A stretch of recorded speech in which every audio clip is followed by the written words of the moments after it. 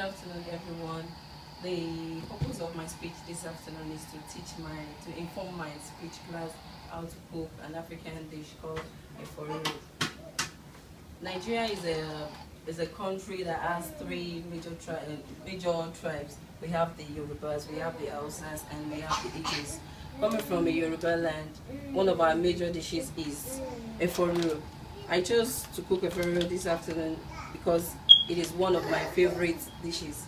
In cooking eforiro, we use certain kinds of ingredients. Most of these ingredients are readily available in most American grocery stores. So when we want to cook eforiro, we use what we call palm oil.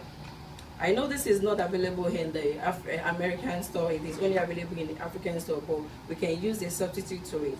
We can use vegetable oil or coconut oil. Then we use salt to taste, and cubes. We can substitute, this is an African spice, we can substitute with chicken bouillon.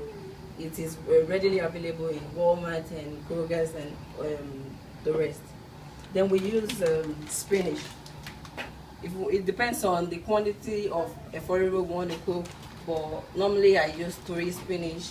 Then we use pepper, we use tomatoes, we use habanero pepper, we use bell pepper, and we use some onions. Then the next thing we use is locust beans. This is an African locust beans. It is not available in American store, but we can do without it. If you don't want to use it, you can do without it. Then I will take you through processes of cooking eforiro. As you can see in this video,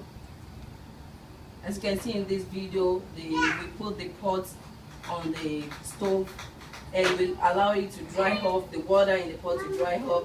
Then we pour some palm oil. And before we pour some palm oil, we have our onions that we already chopped. Then we have the pepper, the bell pepper, and the onions, the tomatoes. We blend it together before we pour the palm oil into the pot. Then, as you can see from the video, we are already pouring the blended pepper and the chopped onions into the palm oil. Then, after pouring all this into the palm oil, then we can add our spices. We can add the Maggi or chicken bouillon, and we can add the salt in it. Then, after adding all these ones, it depends on whatever you want to use. If I want to cook eforiro, I use tripe, I use beef, I use cow leg. It depends on whatever you want to put in it. Then, as you can see from the video, we're already putting the palm oil, the chicken, the stripe, and the cow leg. So after that, we put the locust beans, which is this one. We put the locust beans in the soup.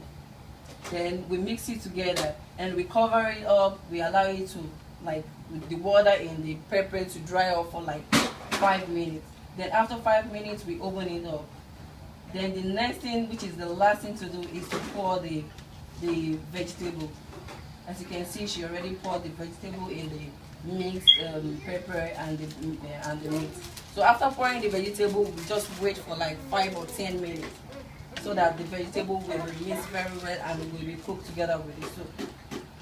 As you can see, it's already looking delicious and attractive. So after that, we mix it together and it is ready to serve.